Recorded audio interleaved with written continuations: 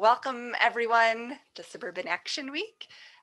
We've got Chicago artist Mary Fedorowski with us today, and I'm Maggie Stravinsky from the Active Transportation Alliance. We've got Crispina Ojeda-Simmons, also from Active Trans, who will be leading the Q&A, but today's session is about improving cyclist and pedestrian safety through public art. So I will turn it over to Mary to get started.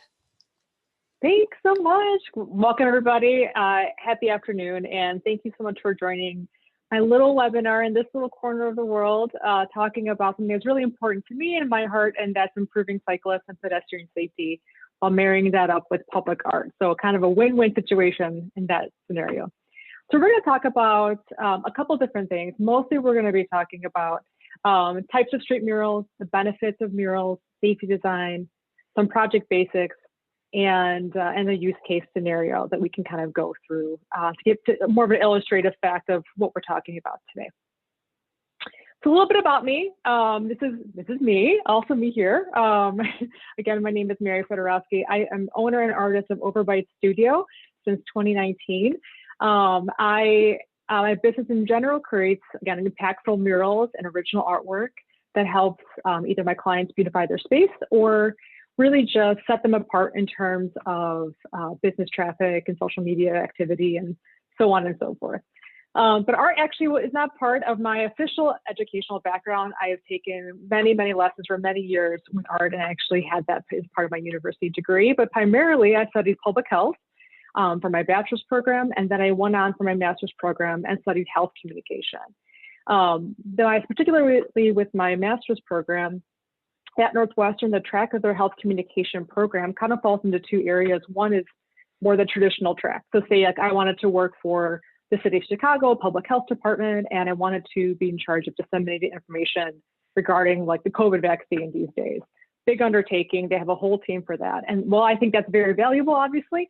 My track that I studied was focused mostly on using design thinking and design research to create either experiences or environments where individuals can make really positive health decisions. And it's about more of literally designing a space to help a practitioner or an individual that is using the healthcare system. Either it's through wayfinding, things like placemaking. So basically what that means is that like finding your way to something or giving directions, and placemaking, actually having something available at that certain place to draw people to that area. And that's really kind of where my two passions came together in that sense, where I'm an artist in my business and by trade, and also I have an extreme background when it comes to public health and health communication. And actually, a little cute side note, my first big girl job, I feel like our first job, you know, kind of in my adulthood, I actually worked as an EMT for a number of years as well. So I have a background many, many hundred years ago in being a healthcare practitioner as well. And unfortunately, having firsthand knowledge of what situations like a vehicle versus pedestrian and a cyclist could actually look like. So when I talk about promoting safety using public art, both those things are incredibly important to me, and I wanted to share that with all you folks today as well. My brand of art, my style of art tends to be pretty graphic, not graphic as in like inappropriate, but graphic as in the design aspect of things. I would say if you don't like pinks or teals or blues, you'd probably be very offended by my artwork. But aside from that, I like to have big, bold patches of color, a lot of engagement, a really happy palette, a very bright and joyful kind of palette. I do some darker work as well, but when it comes to, especially when it comes to public art, I tend to go in this direction as well to make it more of an engaging and enlightening experience for anybody who really sees it. I use what's called technique, and the style I have, my artwork is called hard edge abstract, which means that I don't blend colors a lot. If I wanted to indicate, say, shading, particularly let's say like the one above and the upper left-hand corner of the screen right there, I'll use a darker color to extend that shading. I won't necessarily blend it in. It's a little technique. It's kind of, you know, if you're not really super interested in art, that's not really your thing. You don't need to know that. It's a cute little tidbit in the sense that if you look at my stuff across the street, you'll know what it is in terms of having to get really close to it to kind of see what it's all about. So it's a very big, impactful kind of hit you right in the kisser, but I hope really makes a positive impact as well. Now, when I talk about public art, I saw this quote many years ago, and I actually put it in my back pocket, and I love it so much. And what's really important for me to share, obviously you can read it in your own time, but that art is there for everyone. And it's not just for somebody who can afford $1 million paintings that's available in the Museum of Modern Art in New York, or needs to have a huge collection, or wants to invest millions and millions of dollars. Public art particularly should be really for everybody. You don't have to go to a museum. It should be available in your neighborhood, on your block, with people that are local to you, ideally. But really, that's the one thing I really wanted to express with that. And this really just makes sense to me in terms of it can express community values, of course, enhancing your environment, transforming a landscape, heightening that awareness. And I think that's particularly now during COVID.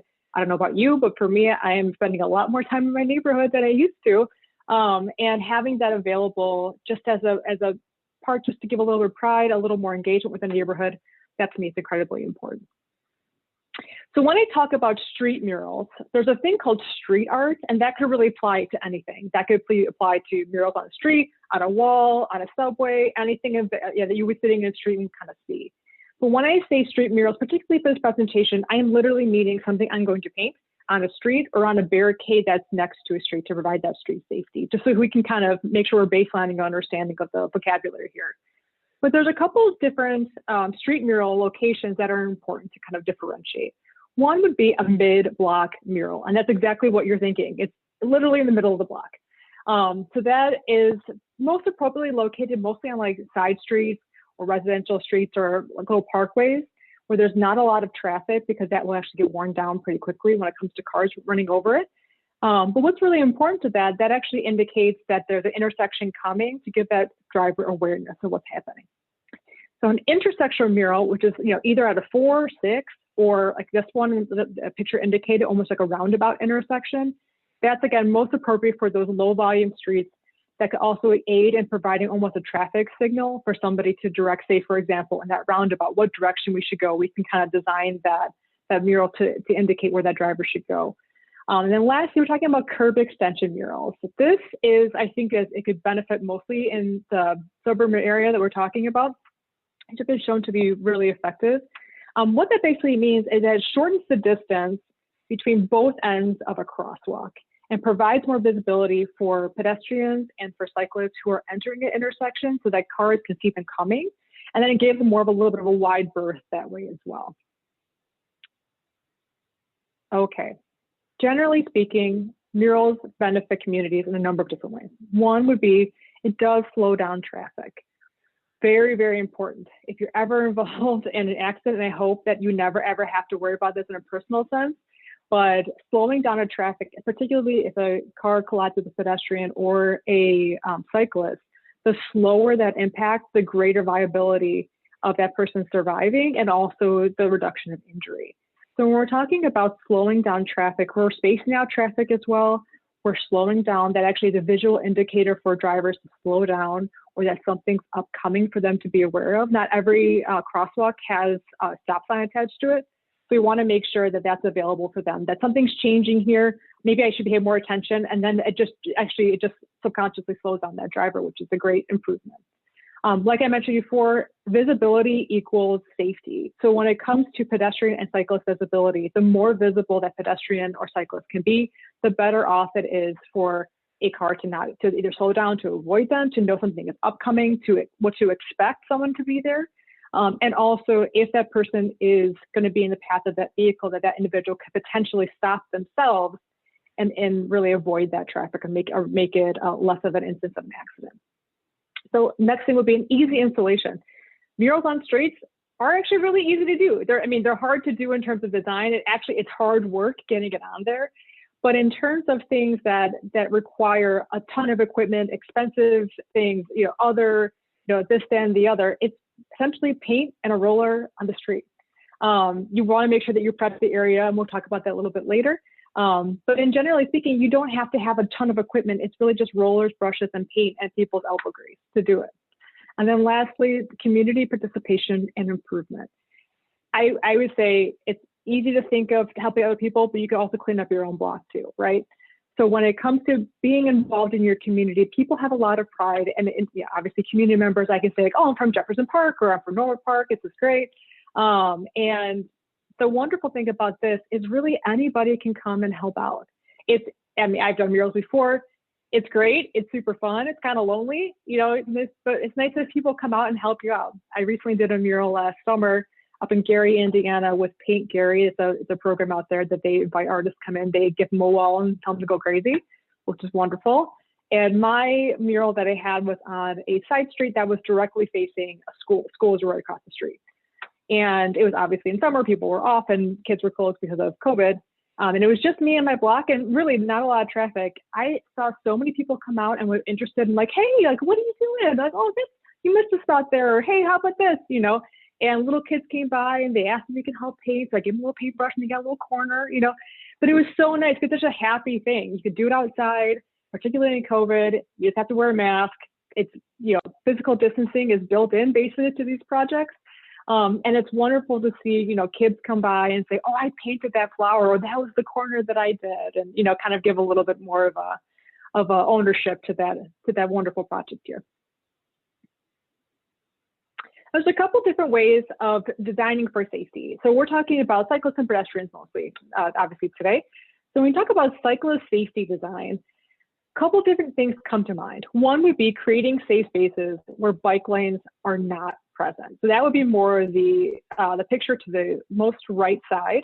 That is just an overlay design that I did for a client of mine. They ended up going with a different design, but I kind of like this one personally, to where the bike lane was not there and they were going to build one out. But the nice thing about this design for in general, like specifically for this one actually, is that the design, the triangles kind of got closer as you were coming towards the intersection. So that's also subconsciously alerting the cyclist that upcoming to something they need to pay attention to, and also for drivers to give more of that wide berth to the cyclist. Next would be refurbishing current lanes. If a lane is already built in, similar to the middle picture here with that gentleman, the cool kind of like almost coral color and white kind of triangle design behind him, is that if something is there, and you will have driven Chicago, I'm sure, or the outlying suburbs in the area, you have one little line and a little like graphic of a bicyclist, and that's it. There's not a whole, like if you're not really looking for it, you may not even see it. So building those out, providing an opportunity to beautify that area. A bike lane is not a super sexy thing to look at. It's just kind of, again, like I mentioned, kind of lines, a little graphic in it. You can make it better and really kind of bring a little more culture and a little more joy to that area. It's kind of a neat thing to do. And lastly, if you wanted to invest in something that would be a little bit lower cost in terms of installation and last a tad longer than general bike lanes or street art, actually installing barricades and painting on those are really easy projects to do for most any community. You just basically place them in there, you can pick them up, move them wherever you like, which is great. So it provides that safety for bike lanes and for that side of the traffic, and that's what your infrastructure is calling for. You're redesigning in that way. But the other thing too is really nice is that it doesn't get a ton of that wear and tear that on a cement would get, like say on a little street. So if you're looking to kind of get the best bang for your buck, it might be a good thing to kind of entertain in that way as well. Same with both those things. You're just going to have to use a paint that has a couple different polymers in there, and we'll talk about that later when it comes to planning. If you have any questions, I can kind of walk through that with you. But still can provide a really impactful design and a really cool thing for people in your community. Now next will be pedestrian safety design, a little bit different. So again, those curb extensions, those what's called bump outs too, affectionately. That's a little like kind of a little street name for that. So if you want to look cool for your friends, just say, call them bump outs. It's providing that that space for pedestrians and reducing that length of crosswalk between the curbs. So again, like bringing that in a little bit. Expansion of the crosswalk. Now we're talking width-wise when I say that. So it's giving people more space between the street and the car. So instead of say maybe a 4 feet crosswalk wide, you want to maybe go 5 or 6 feet at that point. You can build that out with design. You don't necessarily have to repaint the entire thing. You can use design to kind of extend that out and make it a little more interesting. And again, creating those safe spaces when crosswalks are not even present. So you can just really just design those in, put a mural in, and then have that be an indication of a crosswalk to provide that safety for pedestrians. So in terms of project timeline basics, I know all of you are super excited for these, and I did such a great job explaining these, and you're so thrilled. You want them all in your communities. I know in my heart that that's what I'm feeling from you folks now. But basics, these are just really tips and tricks that I've had as an artist and also someone in business too, that just to be kind of cognizant of. As always, the earlier the plan, the better. Particularly when it comes to working with any city or chamber of commerce to get this approved. always takes like double the time you think.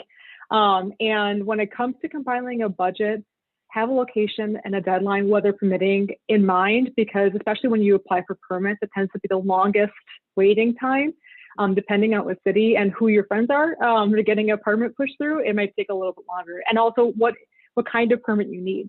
So a permit for, say, a side street by a school, probably like in Chicago, I can only speak for that, would probably only need what's called like a block party permit, where you just need to get a permit for a weekend. You can install 2 barricades and make sure no cars are going down.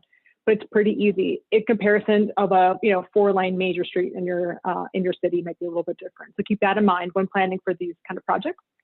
Also work with an artist on design. I am an artist. I work with clients all the time. How I can only speak to myself, but just an idea of that. How I do business is that we have a design meeting, say that you and I are having, talk about likes and dislikes, what we're aiming for, what timeline we have. You provide a deposit. We talk about the budget and where it's going. I'd make a number of design drafts to be approved for, and then you can go through channels of having that approved. Sometimes it's a little bit different. Like certain cities might have want the community to be involved and do like a town hall and have them vote or something like that. That's kind of neat. I really like that idea because again, you got some skin in the game. But first and foremost, really trust the artist. That individual is a professional, hopefully, fingers crossed. But that relationship should be a really transparent and really open one. If that's not what you're getting, you may want to consider working with someone who has some of that acumen as well, and can be trusted to do that job in the way that you expect. Again, same thing. Be sure to provide areas of shade and refreshments for somebody who is helping volunteer. That's always a really nice thing. Putting your budget a little bit for volunteers that want to come out and help out. And shade is important, obviously, through all day. If you're like me, this is as tan as I get. I am of Eastern European lineage, so I have to slather myself in sunblock all the time. But that's also really important, just in terms of safety and just more of a community kind of party feel. All right. As an estimate, again, I get these as estimates, but just to kind of give you a heads up, if you're looking to do these kind of murals, the lifespan, it truly depends. So I'm assuming this is going to be like the Chicagoland area. So Midwestern, right now we have 2 feet of snow outside, icicles hanging, salt, and everything all over the place. A mural on the street, it depends on how it's sealed, would last approximately 1 to 3 years. A wall mural, something you would put on like a business wall, that lasts exceptionally longer. So that can be 10 plus, 20 plus, 30 plus years. It depends on what you want to do. Certain materials and where that's placed depends on if you want to use sealant or not. Certain things like brick, it's actually a living material. So if you put like a straight sealer on there, it actually might start to peel later. But again, work with your artist and let them know kind of what we're thinking and make sure that we're on the same page when it comes to materials. Investing in those materials up front will always pay in dividends, like anything else in your house. You have high quality things, this going to last a little bit longer. And lastly, those barricade kind of cement fixture. And when I say cement fixture, I'm thinking something like a big flower pot or something that would be another barricade that's made of like a cement material. Usually lasts about 3 to 5 years, weather depending. So it just depends. And obviously, like there's some, features that last for 5, 10 years, or that, depending on where it is, if it's high volume, against the expressway, it's obviously going to last a little bit less. Okay, and lastly, I really want to bring everything together and illustrate through a use case. Now, this is not through me. I will give all the credit to Site Design Group and Lakeview Chamber of Commerce for this project. This is a really good example. So it's called the Lakeview Lincoln Hub. So this is streets of Lincoln, Wellington, and oh my God, drawing a blank, Southport. My goodness, I always thought that. If you're ever in the Lakeview neighborhood, kind of over by Wrigley Field, if you're not really familiar with that. This is the Great Six Corner intersection. You can see it's kind of in the design, it's kind of a big square, but it looks like the bump outs and the curb extensions here. They use a polka dot design, something really impactful, super easy to install, and they also used planters and reflective little like mini columns to indicate a larger berth for those pedestrians coming through. As you can see from a higher view, that this actually transformed a 4-block stretch, giving an additional 5,000 square feet to pedestrians. That's a huge, huge, huge win. It shortened the crosswalks. Obviously, we talked about encouraging the pedestrian activity. The nice thing about that is this is perfect called placemaking. It's like they made a place to go and say, hey, I'm going like right around the corner. If you're familiar with that area, it's Athenaeum Theater. It's a cool little theater. I'm going to see a concert there. Oh, where should I meet you? Oh, meet me at like the Chase Bank. Which one? Oh, the one with all the polka dots in front. Oh, yeah. Now I know exactly where that is. It's a place to be. It's a place to be seen. It drives people to that area. And the nice thing too, along with wall murals as well, it improves that business traffic and improves that business flow on top of having those safety benefits. They reduce their instances of accident in that intersection exponentially because of this work, which is wonderful investment for them. So again, hooray for Site Design Group. They are wonderful people. If you get a giant project, please call them. But also they were working in partnership, particularly not necessarily with the City of Chicago. I'm sure they have that, but also with the Lakeview Chamber of Commerce. So any of the chambers that you have relationships with, they can help you facilitate these kind of projects as well. All right, we've survived. We're at questions and discussion, and I'm so excited. Please use the chat to ask any questions. I'm happy to answer anything if I can. That's great. Thank you so much, Mary. Our first question is from Troy Simpson. Have you ever encountered a situation where the local agency plan for a street mural is at odds with federal regulations? Not with federal regulations, no. It's usually, we'll say for example, when I had a number of street murals that were supposed to take place in the 2020, and that actually didn't happen because of COVID.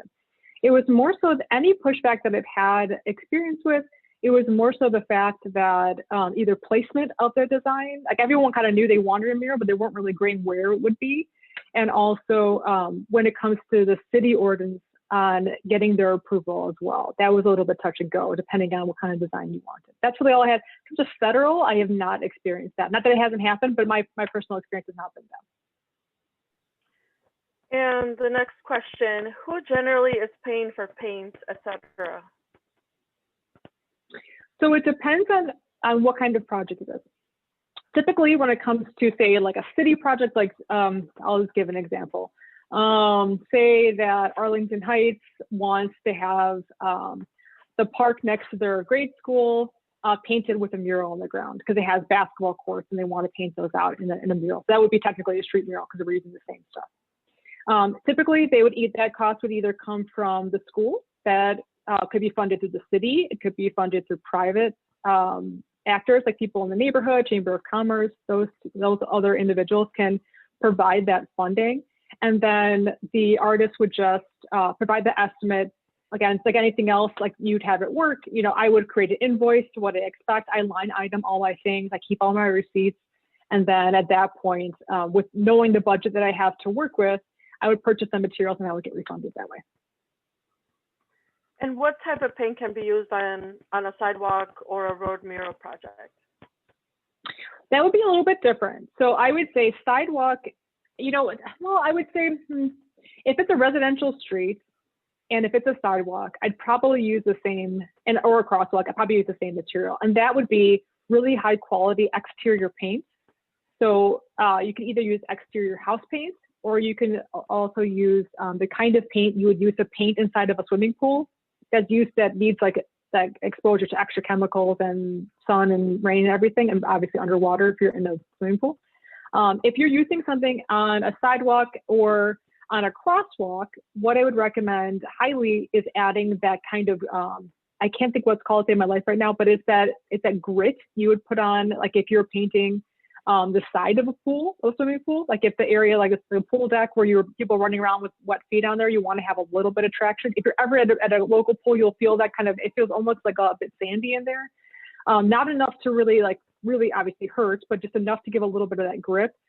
Anyone's going to be walking on it or biking, particularly in the crosswalk intersection, you want to make sure to add those safety features too. That is an absolute great investment, and any people at Home Depot will be able to help you out with that.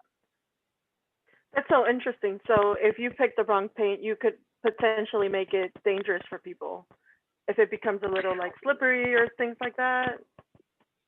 I would say in Chicago, yes, that's I mean, here's the thing.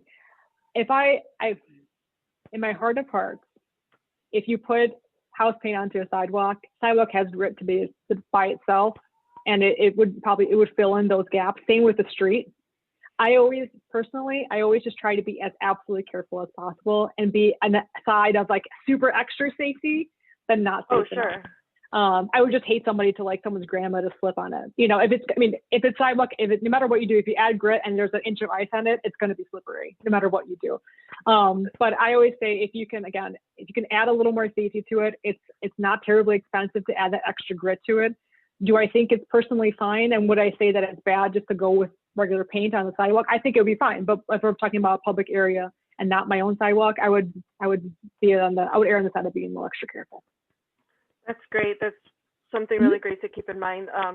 A question from April. How would a nonprofit approach a suburb or a local chamber of commerce to request planning a mural for certain spots that encourage walking and living sustainably?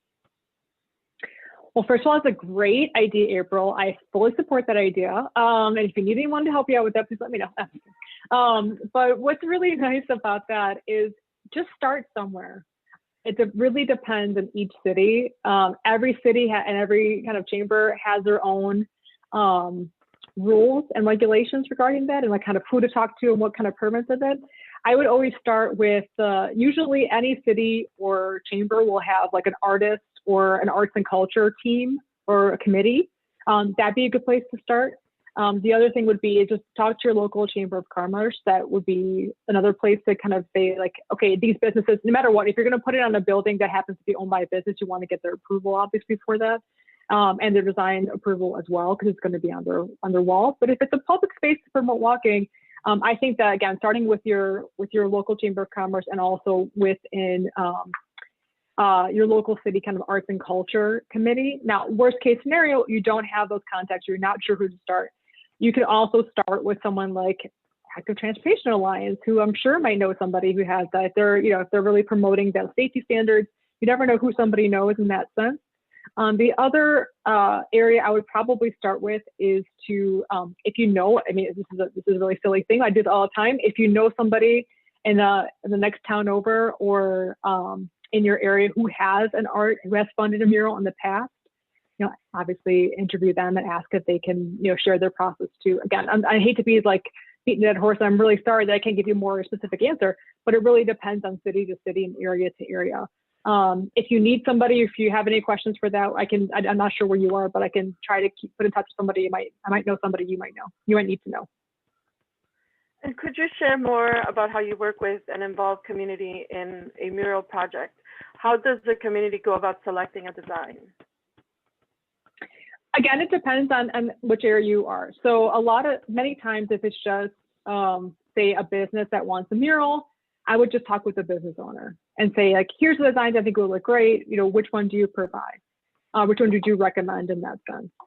If you want to have community involvement, the best thing to do, again, would talk to the Chamber of Commerce there or any of the local organizations that have volunteer work. So say, for example, if I was doing a mural on the side of a high school, I would talk to the people in the high school and say like, hey, do any kids want to help out? Here's some volunteer opportunities.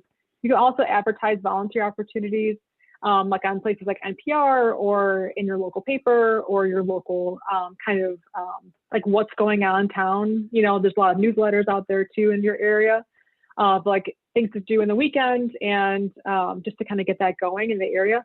Great thing also too is to advertise on Instagram and see if that helps too. That helps for me in the sense of like, hey, who wants to help out? I'm doing this here, this time, come say hi, and it's amazing how many people want to come out. Also, it's just word of mouth. You start painting something, people are going to be interested and come talk to you, which is also a really fun thing too. Our next question is from Dave Simmons. How far from home are you willing to travel for a project?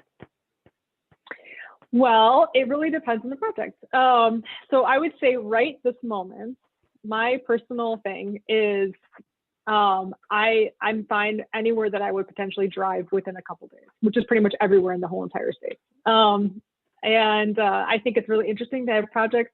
I would say at this point with COVID and how things are going, knock wood, I have not gotten COVID. I have not gotten vaccinated though. That's too, because I'm in one of those late groups of healthy younger people who are not healthcare practitioners anymore.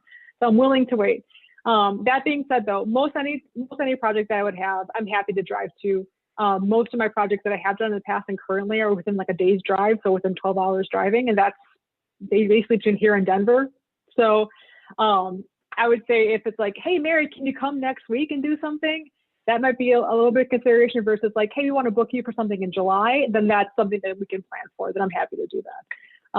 But really, personally, I'm willing to travel anywhere if it's a really interesting project and a really cool opportunity. What is the typical cost for a community interested in getting a sidewalk or street mural? That is an excellent question. And I have actually a slide just in case someone needed that. Whoever was thinking that, this is, you read my mind. Okay, so these are, I would have to say, these are based on an estimate that is subject to change, whether material, things are available. And also when I say the hours of design fee, just my personal design fee. So I use of the rates I quote at, just to give an estimate. So a typical bike lane here at 200 square feet, so that's approximately 4 feet wide, 50 feet long. And so when it comes to doing research, design, and edits, that's $1,500. Again, the kind of paint that I would use for a bike lane would be epoxy paste pavement paint. They make it, and I would add that grit additive. And assuming that there's going to be, that I would have to do the priming, it would come out to be approximately $220, give or take. Brushes, rollers, poles, and tape, about $400. Permits, I say $1,000 as a guesstimate. That's kind of the aggregate average across a lot of the areas around here. Obviously, you want to add more for more permits. You want to add less if it doesn't even need to be, need a permit or something like that. And then installation and labor is approximately, if we're talking about 16 hours of labor, we're talking at 160. So that's roughly the amount that it is. Not terribly expensive in terms of things. I mean, obviously it's not $2, but what you're getting, you're going to get much more when it comes to the business value and then safety value when it comes to helping that out, especially when you never had a bike lane there before. Does this answer your question enough? I mean, we can talk offline. If you have something specific in mind, I can certainly quote you a more specific thing if you wanted something, if you had the specific dimensions or materials that you needed. I can certainly talk with you offline about that too. That sounds great. A comment from April, you can solicit volunteers through Meetup or Nextdoor app in the suburbs. Yeah. And Dave Simmons, it's a bargain for increased safety and community beautification. Thank you, Dave. I appreciate that. I agree wholeheartedly. And then how can people get in touch with you? Oh, great. Obviously, this is how I am. I am super hard to talk to. I am very shy. No, just kidding. I am willing to speak with anyone and everyone. Here's my name, my Instagram handle, and my email. That's the best way of getting hold of me is through either Instagram or through email. Any questions? I'm the most guilty person when it comes to this most of the time. I always think, oh, I had a great question, and I will totally forget it, and I'll wake up at 2 in the morning within my head. Please, please, please reach out via email. And connect via Instagram. I'm happy to, to promote your work and your communities as well. So please, please, please don't be shy. And I'm happy to help in any way.